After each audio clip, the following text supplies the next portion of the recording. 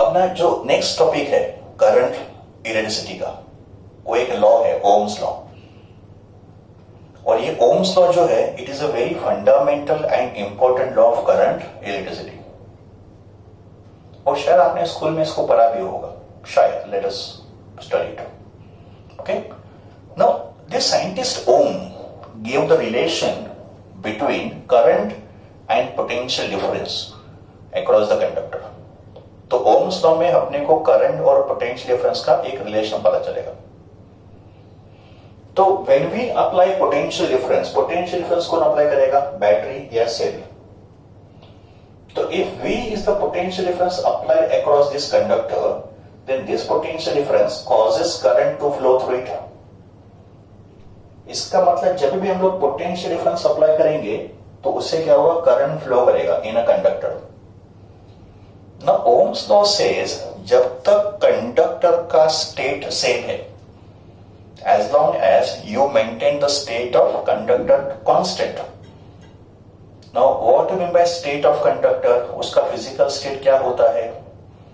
तो physical state include various factors such as length of a conductor, area of cross section of a conductor, its temperature and its material. So these factors decide the physical state या physical condition of a conductor.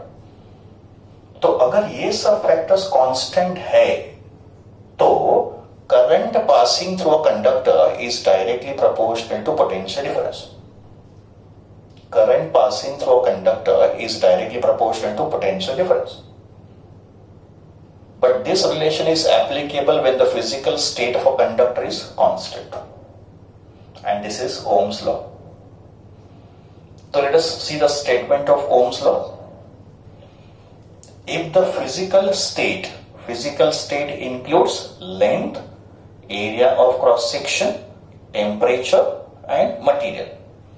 So if the physical state of a conductor remains the same, the electric current passing through the conductor is directly proportional to the potential difference applied across the conductor. Therefore, if V increases, I will also increase. Yeah, if V decreases, I will also decrease. So according to Ohm's law, I directly proportional to V, or V directly proportional to I. And therefore we write V is equal to R into I. Very famous law of current electricity, very famous formula and very important formula also. V equals to RI. Memorize करो, इस formula को memorize करो. V equals to RI, Ohm's law formula.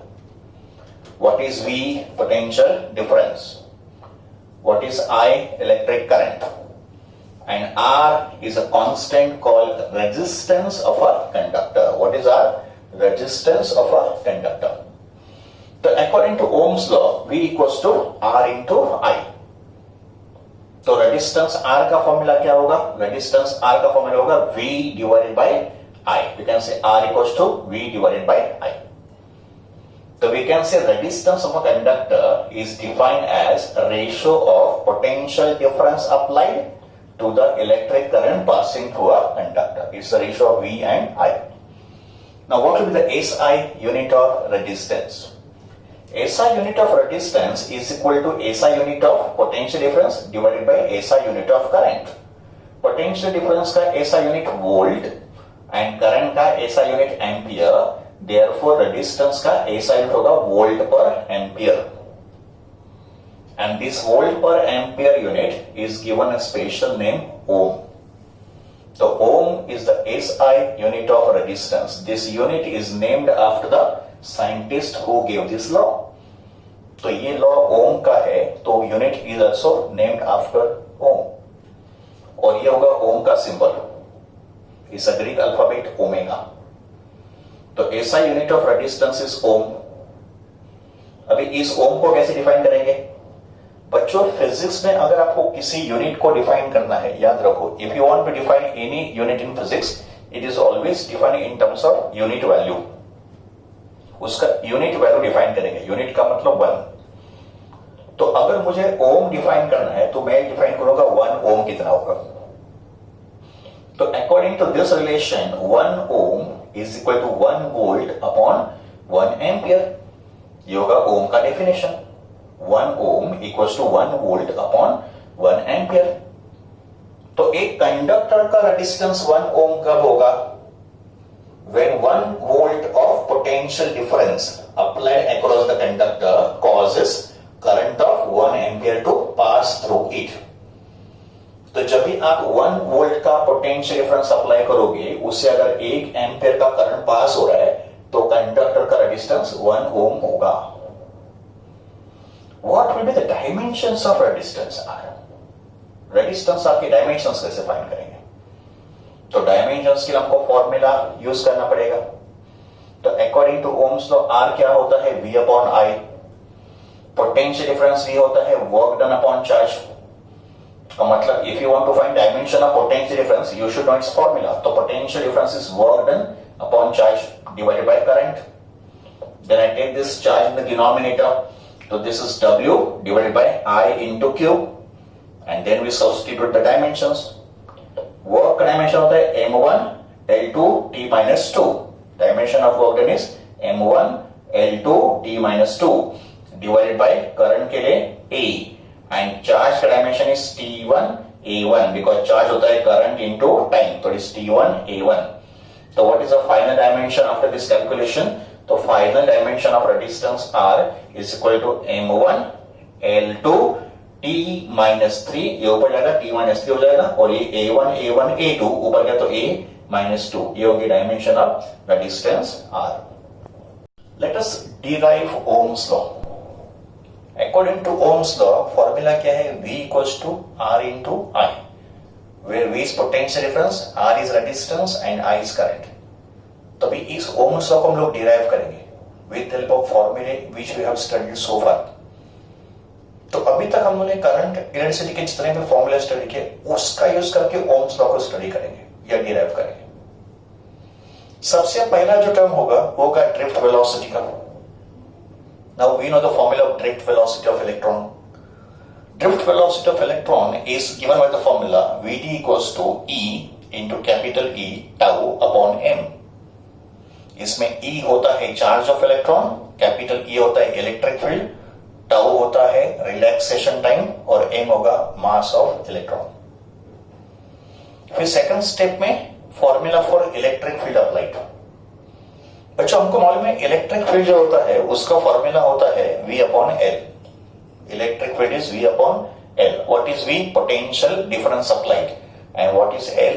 Length of a conductor. ये भी formula हमने पहले देखा था। Electric field is potential difference upon length.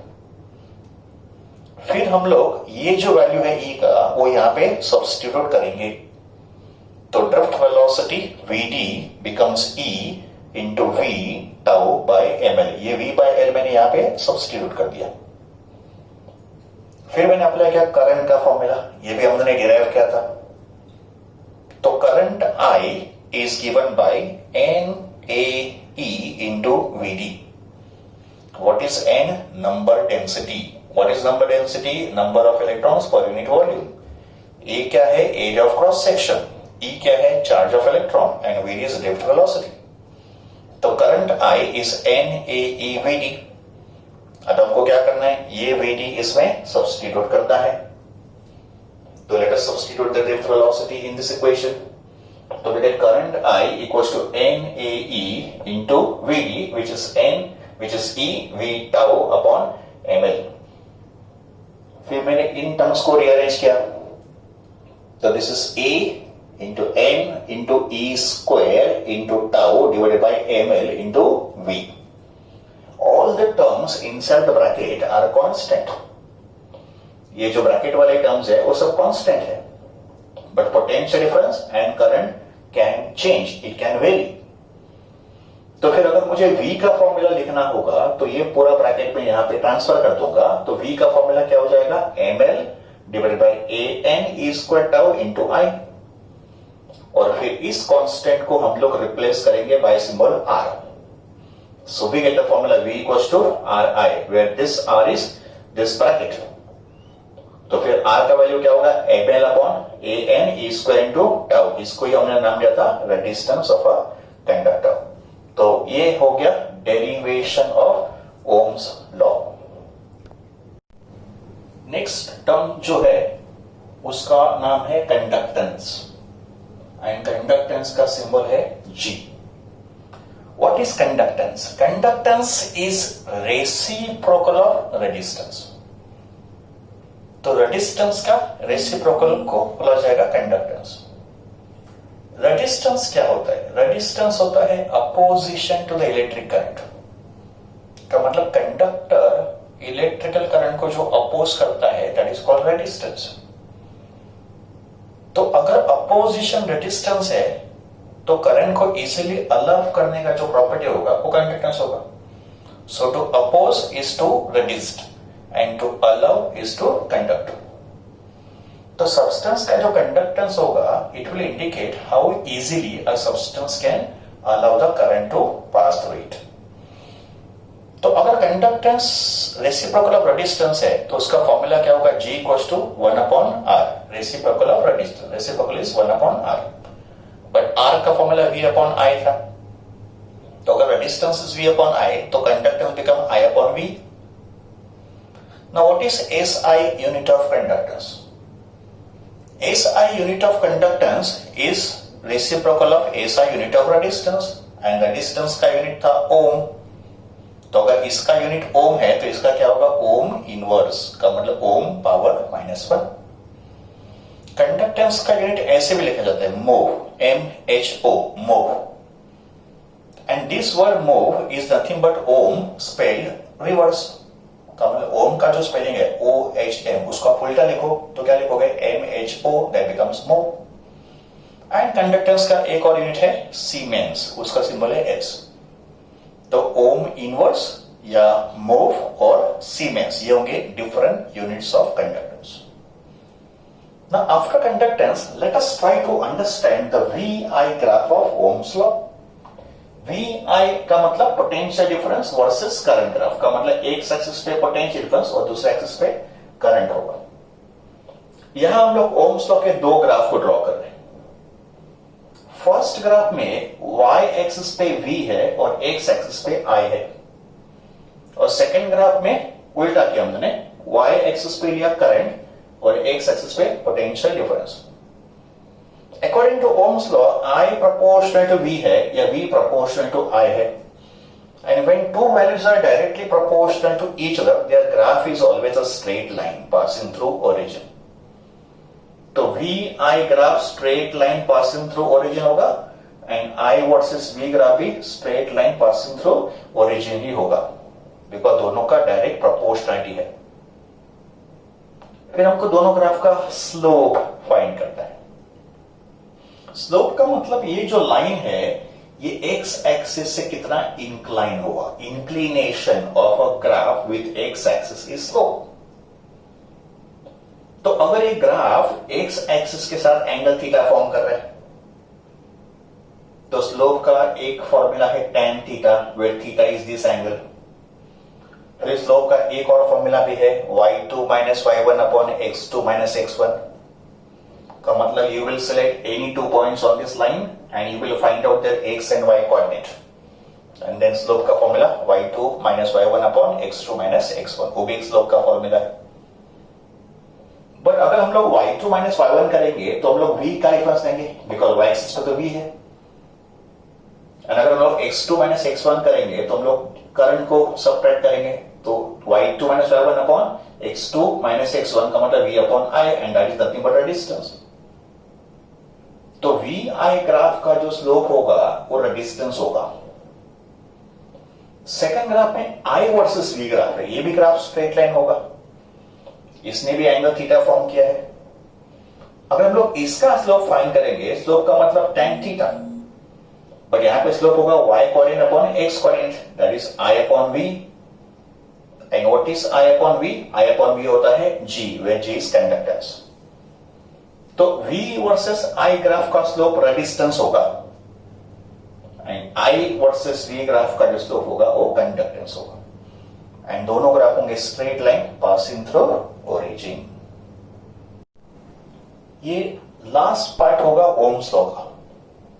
इसके बाद Ohm's law topic will get over, और टॉपिक है लिमिटेशंस ऑफ ओम्स लॉ या ड्रॉबैक्स ऑफ ओम्स लॉ। का मतलब अब स्टडी करना है कि ओम्स लॉ की लिमिटेशंस क्या है और ओम्स लॉ कहां पे फेल होता है। Now we know that in Ohm's law, current is directly proportional to potential difference, or we can say potential difference is directly proportional to current. But Ohm's law का जो relation है वो certain conditions और certain materials के लिए ही applicable है। जैसे first जो ग्राफ है वो है I versus V graph for conductor. Conductor का मतलब मेटल्स, तो this is Ohm's law graph of metals. Usually हम लोग I वर्सेस V ग्राफ कैसे ड्रॉ करते हैं ओम्स लॉ का? Straight line passing through origin. But there is some variation observe in this graph. का मतलब इस ग्राफ का जो इनिशियल पार्ट है वो तो स्ट्रेट लाइन है, का मतलब एक सर्टेन स्टेज तक ओम्स लॉ ओबे होगा in a case of conductor. But एक सर्टेन लिमिट के बाद graph is expected to be dotted line. का मतलब जो डॉटेड लाइन है वो तो आइडियल कैसे, graph should always be straight line. But एक सर्टेन वैल्यू के साथ graph will be no longer a straight line but it becomes a curve. का मतलब हम लोग एक्सपेक्ट करें कि ओम्स लॉ का ग्राफ हमेशा स्ट्रेट लाइन ही होगा, बट एक सर्टेन वैल्यू के बाद ओम्स लॉ ओबे नहीं होता है एंड ग्राफ कर्व हो जाता है। तो यहां पे जो डॉटेड लाइन पार्ट है वो तो आइडियल कैसे कि ऐसे होना चाहिए, और ये जो कर्व पार्ट है वो तो ऑब्जर्वेशन कि ऐसे हम लोग ऑब्जर्व करते हैं। एंड ग्राफ अगर कर्व होगा तो फिर ओम्स लॉ तो ओबे नहीं होगा। तो फिर हमको ये वेरिएशन क्यों मिलता है? See when we increase potential difference, जब हम लोग पोटेंशियल डिफरेंस को इंक्रीज करते हैं तो पोटेंशियल डिफरेंस इंक्रीज होने से करंट इंक्रीज होगा। तो when we increase potential difference across the conductor, current passing through conductor will also increase, and as current increases, temperature of a conductor will also increase. This is due to heating effect of electric current. Whenever electric current passes through any conductor, it produces heat. And अगर heat generate होगा तो temperature of a conductor will increase. So temperature increases as current increases, temperature will also increase. Resistance of a conductor depends upon temperature. किसी भी conductance का resistance temperature पे depend होता है, and as temperature increases, resistance of a conductor will also increase. And as resistance increases, अगर किसी conductor का resistance increase हो रहा है तो क्या कर रहा है, करंट को अपोज कर रहा है, मोर अपोजिशन, तो करंट विल स्टार्ट डिक्रीजिंग। तो करंट अगर डिक्रीज होगा तो फिर ये रिलेशन तो ओबे होगा नहीं। तो यहां देखो क्या हो रहा है, as V increases current will start decreasing, and अगर करंट डिक्रीज होगा, as V increases current will start decreasing, तो फिर ओम्स लॉ ओबे नहीं होगा। तो ये जो रेजिस्टेंस का टेम्परेचर डिपेंडेंस है ये ओम्स लॉ में कंसीडर नहीं किया है, तो this factor is not consider while stating the Ohm's law. तो this was the first drawback of Ohm's law, कि temperature dependence of resistance is not considered in Ohm's law. Now we come to the second point. Ohm's law is obeyed by conductors. All metallic conductors obey Ohm's law. But there are some conductors which do not obey Ohm's law. ऐसे भी कुछ conductors के example है जो ohms law ओबे नहीं करते।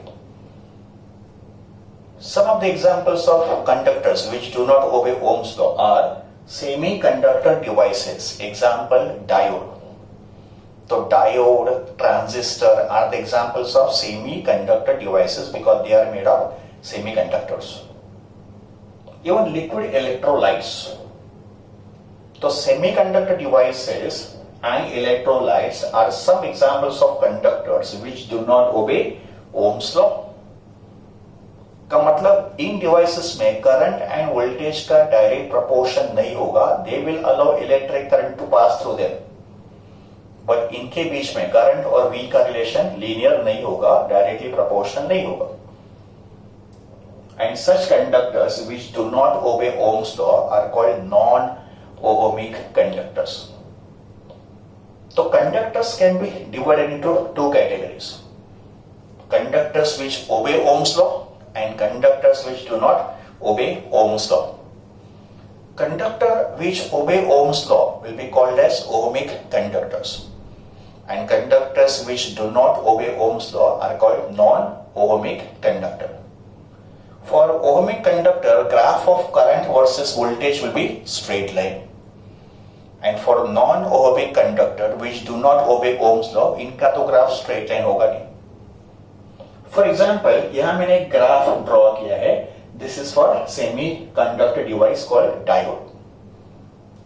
तो डायोड एक सेमी कंडक्टर डिवाइस है. Diode is made up of semiconducting materials. और डायोड का करंट वर्सेस वोल्टेज ग्राफ या current versus potential difference graph is as shown in the figure. और यहां हम लोग ग्राफ में ऑब्जर्व कर रहे हैं कि आईवी ग्राफ जो है वो किधर भी स्ट्रेट लाइन नहीं है. एंड आईवी ग्राफ अगर स्ट्रेट लाइन नहीं है तो फिर इन दोनों का डायरेक्ट प्रोपोर्शन नहीं होगा. इसका मतलब diode do not obey Ohm's law. तो Ohm's law is not obeyed by certain type of conductors. ये हो गया ओम्स लॉ का सेकंड लिमिटेशंस. तो these are the limitations of Ohm's law.